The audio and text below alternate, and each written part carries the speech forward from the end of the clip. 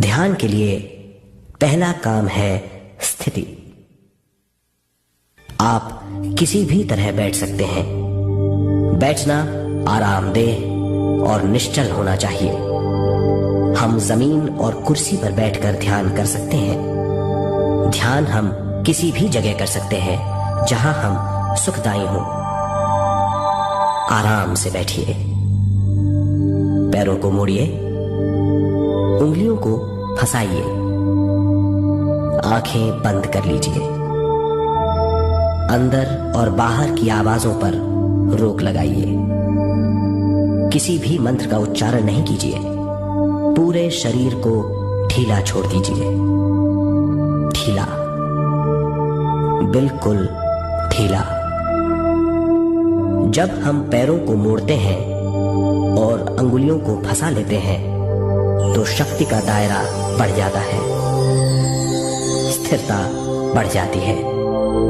आंखें दिमाग के द्वार हैं, इसीलिए आंखें बंद होनी चाहिए। मंत्रोच्चारण, कोई भी ध्वनियां अंदर की या बाहर की मन की क्रियाएं हैं, इसीलिए इन्हें बंद करना होगा। जब शरीर ढीला छोड़ दिया जाता है, चेतना दूसरे कक्ष में पहुंच जाती है, मन और बुद्धि। मन विचारों का समूह है। बहुत से विचार हमारे मन में उभरते रहते हैं। जब विचार आते हैं तो प्रश्न भी उठ खड़े होते हैं, जाने और अनजाने।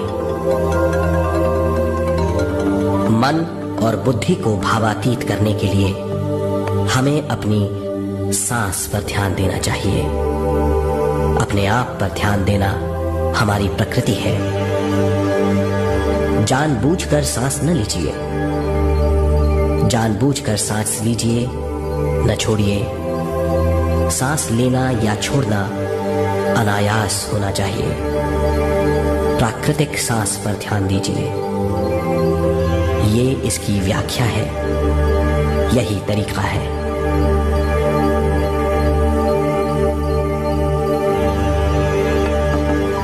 विचारों का पीछा मत कीजिए। विचार, सवाल, उनसे चिपक मत जाइए।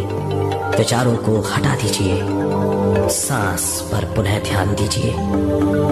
प्राकृतिक सांसों पर ध्यान दीजिए। सांसों में खो जाइए। इसके बाद सांसों की गहराई कम होती जाएगी। धीरे धीरे सांस हल्की और छोटी होती जाएगी।